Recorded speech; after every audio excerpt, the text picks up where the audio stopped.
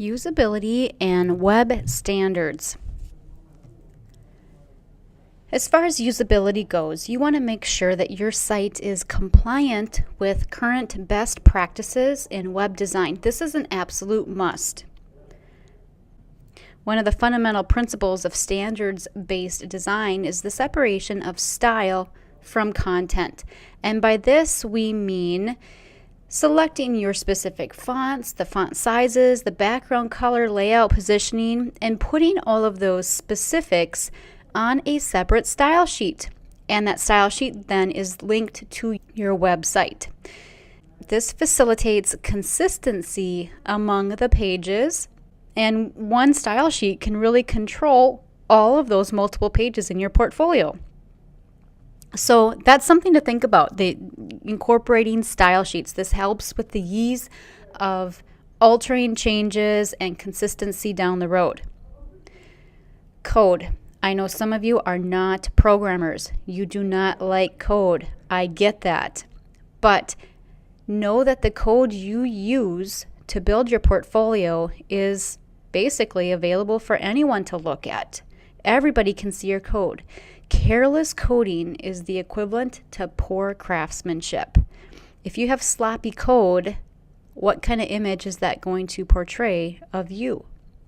So the degree at which you comment your code also is another source of professionalism here. If you comment your code so that somebody else could perform the editing and site maintenance, that is good. What does that say to a potential employer? The usability and accessibility. Best practice of usability standards. Things like using alt tags for your images, using download indicators for really large files, taking a look at those accessibility standards. If you are a programmer, and actually anybody who's building their portfolio website should do this, run your site through some of those validation websites.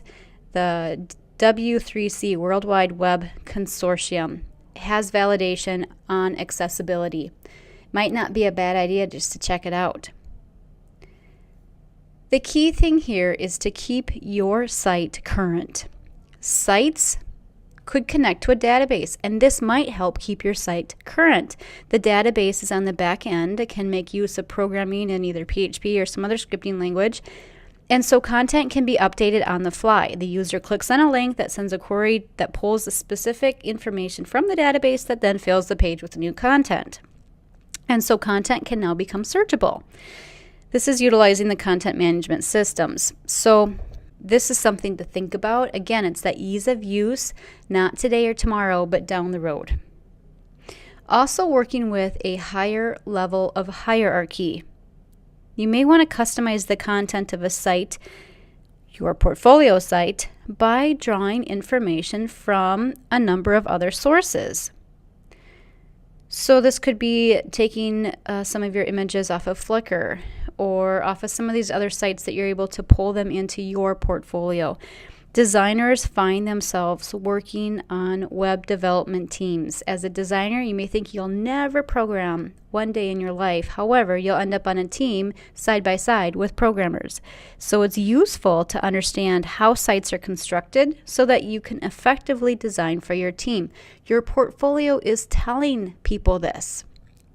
You might want to think about, having blogs, displaying blogs, linking to a range of projects in process, tapping into RSS feeds. There's all kinds of ways to kind of get a higher level of hierarchy.